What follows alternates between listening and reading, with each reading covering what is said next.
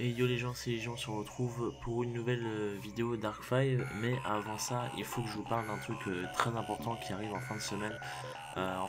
Donc sûrement le samedi comme d'habitude, il y aura une vidéo très spéciale. C'est très important en fait. C'est une simple vidéo annonce, mais c'est très important pour moi. Et pas que pour moi, vous verrez ça. Mais voilà, je voulais vous le dire comme ça en début de vidéo, comme ça vous êtes prévenus. Vous êtes libre de ne pas d'aller regarder ou pas, hein, bien évidemment. Mais je voulais juste vous prévenir comme ça en début de vidéo. C'est une vidéo très importante qui sortira. Et donc voilà, c'est juste une petite vidéo annonce, mais voilà, c'était juste pour faire un petit aparté. Donc maintenant, on se retrouve pour une review Dark 5, voilà, épisode 133 aujourd'hui, et quel épisode putain, parce que c'était un épisode absolument ouf, qui m'a fait changer de vision sur quelques trucs dans Yu-Gi-Oh! Je vous en parlerai peut-être à la fin parce que je l'ai pas noté, mais à mon avis ça me reviendra en tête. Donc, déjà l'épisode était très beau, mais bon, ça c'est un aparté aussi. Donc on commence avec le tour de Yuli. En fait, c'est le tour de Yuli qui invoque un monstre et active une carte magique pour infliger, en fait, c'est une carte magique qui, il me semble qu'il se défausse d'un monstre, et il peut infliger des points à Yusho et à son monstre, voilà. Enfin, vous verrez que ce que j'ai noté sans les détails, comme là par exemple, c'est parce que bah, on s'en fout un peu, ça va pas rester ou des trucs comme ça. Enfin, je pense que vous en doutez, mais au cas où pour préciser, voilà. Et donc Yusho lui active donc l'effet de son monstre pour annuler la carte magique de Yuli, en changeant sa carte magique continue. Vous savez, comme lors du dernier épisode où il changeait de carte main, là, carte magique continue, c'était des cartes main, la main droite et la main gauche, et bah là du coup il fait la même chose. Sauf qu'en fait, quand la carte magique de Yuli est détruite, il peut détruire en fait une carte pour chaque monstre Predator Plant qu'il possède. Donc il décide de détruire, il peut détruire une carte pardon pour chaque Predator Plant. Donc il décide de détruire son magicien ainsi que sa carte magique continue à Yusho. Et justement à ce moment, Yusho active en fait un piège qui fait que vu qu'il possède un monstre magicien sur le terrain, un monstre de type magicien, ces cartes ne sont pas détruites. Du coup, il peut pas être détruit. Donc du coup, très bien. Donc pour finir, Yuli active une nouvelle carte magique continue. Vous verrez qu'il a plein de cartes magiques continues dans cet épisode. Yuli, c'est assez bizarre, c'est assez étonnant, mais bon, pourquoi pas. Peut-être que les Predator Plane se jouent avec des cartes continues. Et c'est une carte qui est totalement anti-jeu en fait, parce qu'elle annule tous les effets des cartes de Yusho, d'une. De deux, elle l'empêche totalement d'attaquer. Et de 3, il recevra 800 points de vie de dommages pour chaque monstre qu'il possède à chaque tour. C'est la carte anti-jeu la plus cancer qu'on a jamais vue. Genre même Barrett, il n'était pas comme ça. C'est totalement bizarre, c'est totalement chaud, mais bon, enfin, je pense que ça rivalise un petit peu avec les parasites quand même, il faut se le dire. Et donc Yusho semble être dans une impasse, hein, et tout le monde se demande comment il va s'en sortir. Évidemment pour mettre le climax, parce que Yusho c'est un peu le mec des spectacles, donc forcément il faut lui mettre une situation comme ça pour montrer à quel point le mec est balèze, et pour montrer toute l'étendue de son pouvoir spectaculaire entre guillemets. Donc Yusho se met en pseudo mode spectacle afin de montrer plutôt comment il va se sortir de cette situation, tout simplement. Donc il retourne dans sa main son magicien du ciel en fait, afin d'invoquer spécialement le disciple du ciel, on va appeler ça comme ça, ou l'élève du ciel comme vous voulez. En fait, et vu que c'est un effet c'est un effet du disciple, il a totalement le droit. Et vu que son magicien a quitté le terrain, il peut détruire une carte, donc il détruit bien évidemment la carte anti-jeu de Yuli. Puis il invoque spécialement une Untermate, car oui, Yusho possède des Untermates apparemment, grâce à une carte magique, il peut l'invoquer spécialement, tout ça voilà. Mais il la sacrifie direct après parce qu'elle peut compter comme 2 sacrifices du coup, donc il ramène son magicien du ciel. Donc en gros sur le terrain de Yusho, il y a le magicien et le disciple, j'ai décidé de l'appeler le disciple en français. Donc il réactive ensuite oui, une carte magique continue pour augmenter en fait son attaque parce que vous savez que le magicien du ciel, quand une carte magique continue ou juste normale, je sais plus, est activée, il augmente son attaque de 300 et donc il attaque les monstres de Yuli alors les monstres de Yuli ne sont, enfin au début il dit qu'il n'est pas détruit, mais en fait le disciple du ciel fait que il double ses points d'attaque vu qu'il y a le magicien, plus il annule l'effet du monstre de Yuli, donc enfin bref, en gros le monstre de Yuli est quand même détruit. Il pose une carte et il finit son tour, le Yusho. Donc c'est le tour de Yuli qui commence en fait à s'énerver un peu plus parce que jusque là il s'amusait, hein. Jusque là d'ailleurs comment dire, le duel était tellement amusant entre guillemets que Yuli plein de fois il rigolait et tout, il y a même une fois il a applaudi, hein, pour vous dire, et Yuya il avait perdu entre guillemets son mode berserk, voilà. Pas pour longtemps je vous rassure, mais voilà, il a perdu son mode berserk en attendant. Donc c'est le tour de Yuli, voilà, qui commençait un peu à s'énerver parce que bah il voit qu'il est quand même dans une mauvaise posture, on peut se le dire. Et donc en fait il révèle que du coup Yusho s'est trompé en fait en devinant sa fameuse carte maîtresse et que du coup ce n'était pas super polymérisation, pardon. Donc il active l'effet d'un de ses monstres depuis son cimetière, il peut le bannir et réinvoquer deux autres monstres, bien évidemment du cimetière, dont un en fait qui quand il est invoqué spécialement lui permet de tirer une carte, donc voilà. Et ensuite il active sa fameuse soi-disant carte maîtresse, du coup la vraie, que j'ai renommée la polymérisation transcendante, polymérisation transcendante tout simplement, voilà. Donc en fait il fait fusionner ces deux monstres afin d'appeler le Star Venom, voilà, donc c'est une simple polymérisation, mais pas que, ça, en fait ça ressemble beaucoup si vous voulez à la carte que Sergei utilisait contre Barret justement. En fait il fait fusionner ces deux monstres afin d'appeler le Star Venom, puis ces monstres reviennent et l'un d'eux devient alors un synthoniseur. Voilà, donc là on sait très bien ce qui va se passer, il les synchronise pour invoquer le Clear Wing fraîchement obtenu de Yugo. Donc voilà, donc ce qui fait que Yuli obtient le Star Venom et le Clear Wing sur le terrain en même temps. Donc autant vous dire que le mec est un petit peu invincible je pense, quand on connaît l'effet des deux bêtes. Donc sur le coup Yusho active alors son piège parce qu'il sent qu'il est dans la merde, donc il active son piège, ce qui fait que Yuli ne peut plus attaquer que le magicien du ciel et celui-ci ne sera pas détruit. Donc du coup mieux vaut prévenir que guérir comme on dit. Et du coup Yuli active l'effet du Star Venom pour copier celui du magicien et l'annuler, sauf qu'en fait il décide de changer d'avis au dernier moment en pensant que ça allait être un peu ennuyeux de faire ça, et donc il décide d'utiliser l'effet du Clear Wing afin de détruire son propre Star Venom et gagner ses points d'attaque. Donc du coup le Clear Wing passe à 5300, il me semble que c'est ça. Et du coup la différence entre le monstre, enfin entre le Clear Wing et le magicien du ciel est de 2500. Mais Yuli dit que ça l'ennuierait en fait de finir le duel comme ça et tout, il aimerait pas, ça le ferait chier, tout ça, voilà. Donc il active deux cartes magiques continues, encore une fois, comme je vous le disais, il en a beaucoup apparemment, qui apparemment sont nommées la fleur et le fruit de la destruction, voilà. Donc en fait avec la première carte il peut baisser l'attaque du Clear Wing de 3000 pour ramener le Star Venom depuis son cimetière, du coup voilà. Et l'autre carte du coup s'active alors, et à chaque fois qu'un monstre perd de l'attaque, Yusho et son monstre perdront la différence entre sa nouvelle attaque et son attaque d'origine, soit 200, soit pour l'instant 200. Pour l'instant, on est d'accord que c'est pour l'instant. Donc personne ne comprend en fait, sauf que Yuli précise qu'à partir de maintenant, Yusho va vivre un véritable enfer, et je peux vous assurer que moi sur le coup j'étais là, la phrase typique des méchants et tout, et je peux vous assurer que non, c'est vraiment un enfer qu'il va subir Yusho, et j'étais choqué, pour être franc j'étais choqué.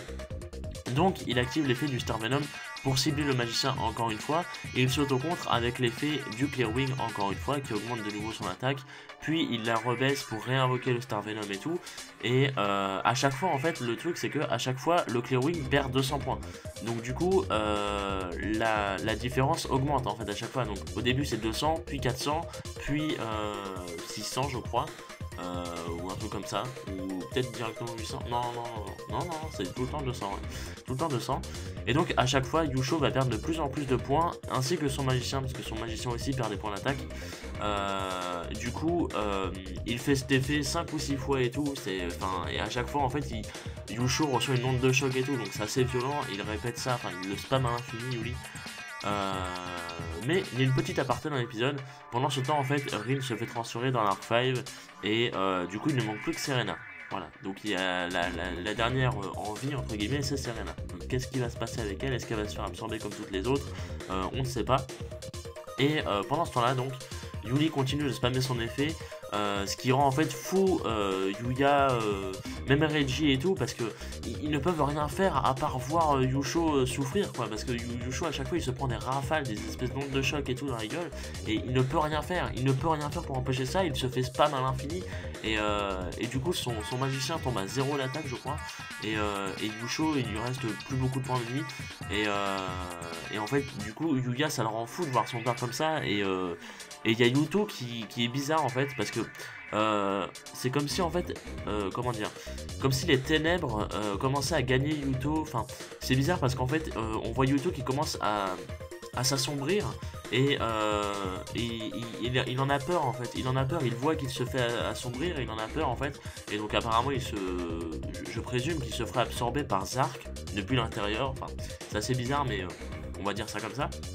Et donc sur le coup, Yuli décide finalement d'attaquer parce que Yusho l'a énervé en disant un petit truc en fait qui est assez marrant vis-à-vis de la fandom. En fait, Yusho a dit que il préférait ne pas abandonner parce qu'il veut protéger son fils et tout, tu vois, donc voilà. Et en fait Yuli sur le coup il s'est énervé en disant mais non, mais arrête de dire ça et tout, il est à moi, etc. Comment dire, en fait il arrêtait pas depuis 2 épisodes là, même dans le dernier épisode, il arrêtait pas de dire il est à moi, il m'appartient et tout, j'en ai marre que tu veuilles pas, tout ça. Enfin, et en fait aux yeux de la fandom ça fait très gay, il faut se le dire, ça fait très gay, et ça fait très comment dire, ça fait très Yuli et Yuya sont ensemble mais le père n'est pas d'accord, du coup Yuli veut forcer un peu et tout. Enfin, c'est très con, mais la fandom voit ça comme ça, et je trouve ça très marrant perso, voilà. Et donc du coup Yuli s'énerve en sortant une phrase comme ça, et du coup il décide finalement d'attaquer, il bat Yusho devant les yeux de son fils, et en fait comment dire, l'attaque est puissante entre le Star Venom et le magicien du ciel. Du coup il y a une espèce de propulsion, du coup Yusho s'envole entre guillemets dans les airs, et il arrive au niveau de Yuya en fait, qui je vous le rappelle, Yuya est sur son pilier hein, depuis 5 épisodes là, un truc comme ça. il est totalement enchaîné, et il n'est plus en berserk. Du coup il voit bien son père en face de lui et tout, et il est choqué, il est totalement choqué, et en fait Yuli décide de l'encarter pile à ce moment là. Donc Yusho meurt tout simplement, Yusho est totalement décédé, et devant les yeux de son fils. Et en fait, comment dire, Yuli à ce moment là prend la carte de Yusho qui contient Yusho donc, et il la retourne et il la montre bien à Yuya en faisant une tête à la Vector de Zexal qui est totalement stylée, et du coup Yuya sur le coup il devient fou mais comme jamais, genre Kensho à ce moment là, Kensho qui je le rappelle est le seiyuu, le doubleur japonais de Yuya, il m'a fait frissonner parce que la façon dont il a hurlé de rage et tout, c'était tellement beau. Enfin bref, je voulais juste le dire parce que c'est important pour moi. Et donc oui, Yuya devient fou comme jamais, et il hurle comme je vous le disais donc de rage, et il se débat en fait de toutes ses forces, il arrive même à détruire son pilier tellement il est fou de rage et tout. Donc du coup il tombe devant Yuli entre guillemets, et on voit donc le berserk Yuya qui est de retour, mais le berserk, bon gros berserk hein, un peu comme l'épisode, je crois que c'est le 125 justement. Et il est surtout libre en fait, c'est à dire que le berserk Yuya est de retour et il est libre. Voilà. Donc c'est assez tendu comme situation, on peut se le dire. Et donc la preview nous montre que parce que oui, c'est la fin de l'épisode, vous vous en doutez hein, les petits cliffhangers, tout ça on apprécie, surtout vu ce qui va se passer. Et donc la preview nous montre qu'un Dream Duel est à venir, puisque Yuli et Yuya vont bien évidemment s'affronter, tous les deux en berserk d'ailleurs. Et on peut voir dans la preview que les 4 dragons seront sur le terrain, donc le Dark Rebellion, le Red Eyes, le Clearwing et le Star Venom. Et donc tout ça en un seul épisode, ça me paraît beaucoup quand même. Donc à mon avis, ou ça va pas traîner, ou ça va bien rush, ou je sais pas, un des deux peut-être, on verra bien. L'épisode a l'air beau d'ailleurs, mais surtout l'épisode ne sera pas la semaine prochaine, mais il sera dans 2 semaines, le 11 décembre. Voilà. Donc c'est assez compliqué de se dire qu'il faut attendre 2 semaines pour un Dream Duel que tout le monde attend depuis presque une centaine d'épisodes, depuis au moins 50-75 bons épisodes. Tout le monde attend le duel Yuli contre Yuya à la fin d'Arcfly, et bien là il a lieu, mais on doit attendre 2 semaines. Donc c'est assez guaquant, c'est assez salant, on peut se le dire, avec beaucoup de sel, et voilà. Donc, c'est tout pour ça, les amis, c'est tout pour cette petite review. Ah non, oui, pardon, j'avais dit que j'oublierais justement c'est le cas, mais il faut que je vous parle de Yuli, et que Yuli a changé ma vision de beaucoup de choses concernant Yu-Gi-Oh! C'est-à-dire qu'en fait, jusqu'à présent, pour moi, ça c'est un petit aveu, c'est-à-dire que tous ceux qui en ont rien à foutre et tout, vous pouvez partir, hein, voilà, je le dis juste, sans problème et tout, il n'y a pas de souci. Mais donc Yuli qui jusqu'à présent était mon deuxième méchant préféré, on va dire, de Yu-Gi-Oh! Derrière Yubel, parce que vous savez que bon, GX saison 3 pour moi c'est le masterpiece intégral, hein, c'est la perfection absolue. Mais du coup Yubel qui a une histoire et tout, qui ses actions sont absolument magnifiques, tellement c'est horrible et tout, enfin je sais pas, Yubel c'est l'amour. Et Yuli, là, en un épisode, vient pour moi de dépasser Yubel en termes de méchant Yu-Gi-Oh! Donc pour moi, Yuli est officiellement maintenant le meilleur méchant de tout Yu-Gi-Oh! Voilà, c'est le problème étant que, en fait, je vais vous expliquer mon ressenti sur ça. C'est-à-dire qu'en fait, là, ça fait plusieurs semaines qu'on se tape Yuli et tout. À la suite, hein, plusieurs semaines à la suite. Du coup c'est très bien, c'est une très bonne chose, mais en fait à chaque fois j'étais là à me dire putain mais Yuli c'est un monstre et tout, tout ce qu'il fait et tout, j'adore le perso, il est génial et tout, et c'est incroyable ce qu'ils font avec lui et tout, et à chaque fois c'est le cas depuis genre un mois, hein, sincèrement c'est le cas depuis genre un mois, si ce n'est pas plus, à chaque fois que je vois Yuli, la semaine d'après, il fait un truc qui me rend encore plus fou, c'est-à-dire que je me dis putain c'est pas possible ce qu'ils font de lui et tout, c'est un truc de fou, c'est génial, et la semaine d'après ils arrivent à faire encore pire, à faire encore mieux, et je sais pas comment ils font, et du coup là c'était vraiment la semaine on va dire la semaine ultime entre guillemets. Alors que pour vous ça peut être un truc totalement banal et tout, je pense, et je le perçois, enfin dans le sens où je peux le comprendre, voilà, c'est ça que je voulais dire, c'est que je peux le comprendre que pour vous ce soit banal et tout, mais pour moi là Yuli a franchi un cap franchement, parce que le fait que il s'amusait et tout ce qu'il veut c'est être avec Yuya et tout pour ressusciter Zark, tout ça, il fasse vivre un enfer à Yusho avec un combo qui est horriblement malsain et tout, qu'ensuite il retourne la carte avec la tête de Vector et tout face à Yuya pour plus le provoquer et tout, enfin, c'est très con, mais ça m'a tellement... J'étais tellement dedans que ça a fait beaucoup d'effets sur moi, et j'ai juste adoré. Et voilà, donc pour moi, Yuli a franchi un cap avec ça et est devenu meilleur que Yubel. Enfin non, il n'est pas devenu meilleur que Yubel, attention, parce que ça je confonds souvent avec mes mots. Disons que je le préfère maintenant à Yubel, mais bien évidemment il n'est pas devenu meilleur. C'est-à-dire que Yubel, il faut pas oublier que Yubel, comme beaucoup de méchants Yu-Gi-Oh, a une histoire. Yuli, lui, n'a pas d'histoire. Yuli, la seule histoire qu'on connaît, c'est que quand il était gosse, il a voulu se fighter avec des gosses, enfin plutôt il n'a pas pu, et du coup voilà, on connaît juste un petit flashback sur lui, mais il n'a pas d'histoire en soi, donc faut se le dire, c'est clairement zéro. Mais le truc c'est que moi, comme je le disais sur Twitter, moi si un méchant, enfin le méchant peut avoir le background le plus drama du monde, si je m'en fous, ou si ça m'atteint pas, si ça m'affecte pas, si ça me fait pas d'effet, ça me fera tout simplement rien, et je m'en foutrai totalement. C'est-à-dire que par exemple, pour citer un exemple, Marek dans DM, Marek par exemple, son histoire c'est ultra drama, faut se le dire, son histoire elle est grave bien, faut se le dire, et les actions du type sont ultra malsaines. Donc c'est un très très bon méchant, Marek, mais pour moi il m'a pas fait d'effet parce que déjà à l'époque j'avais pas vu beaucoup d'épisodes de la saison 2, bon voilà. Et surtout en fait je m'en suis rendu compte beaucoup trop tard je pense, je m'en suis rendu compte il y a quelques années, et pas quand j'étais petit en fait. Et donc je pense que si je m'en étais rendu compte quand j'étais petit, ça aurait beaucoup mieux fonctionné sur moi et j'aurais vraiment adoré Marek, comme la plupart des gens d'aujourd'hui. Et là pour moi Marek c'est un mec, c'est pas un mec lambda, mais je sais pas, pour moi Marek, je sais, en fait j'ai conscience que le perso est très très bien fait, mais je sais pas, je le kiffe pas plus que ça quoi. Parce qu'il a pas fait d'effet sur moi et parce qu'à l'époque j'étais sûrement trop jeune, ouais. Et du coup voilà, donc c'est dommage, mais voilà. Et il y en a plein d'autres, par exemple Bakura qui est génial, hein, faut se le dire, Bakura c'est waouh.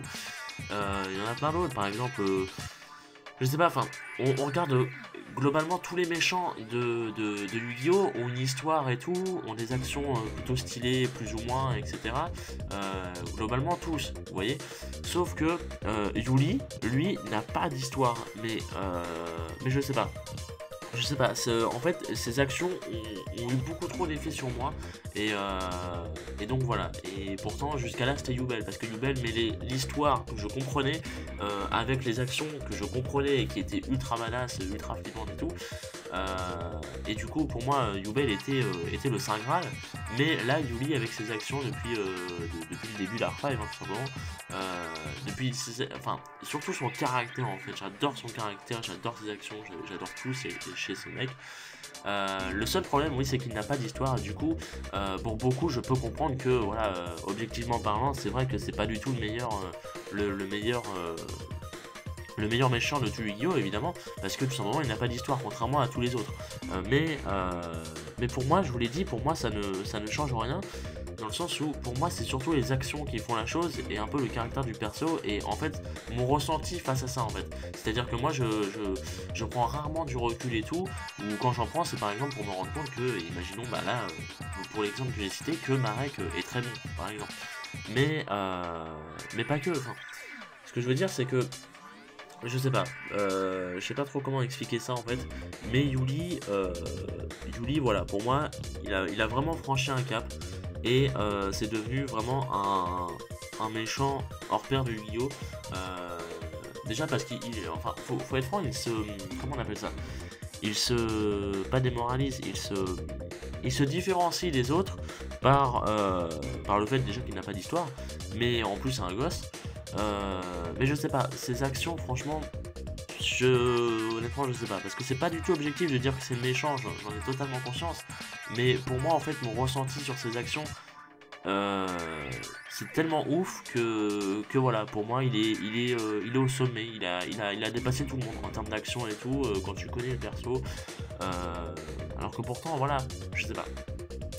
Donc j'ai conscience que c'est pas du tout objectif de dire que Yuli est le méchant et tout, mais pour moi maintenant c'est enfin le meilleur, mais pour moi maintenant c'est mon ressenti. Enfin, c'est pas le meilleur, c'est pas ce que je pense. Pour moi le meilleur restera toujours Yubel, suivi de Bakura et de Marek, mais Yuli est devenu mon préféré, en tout cas mon méchant préféré de tout Yu-Gi-Oh! Voilà.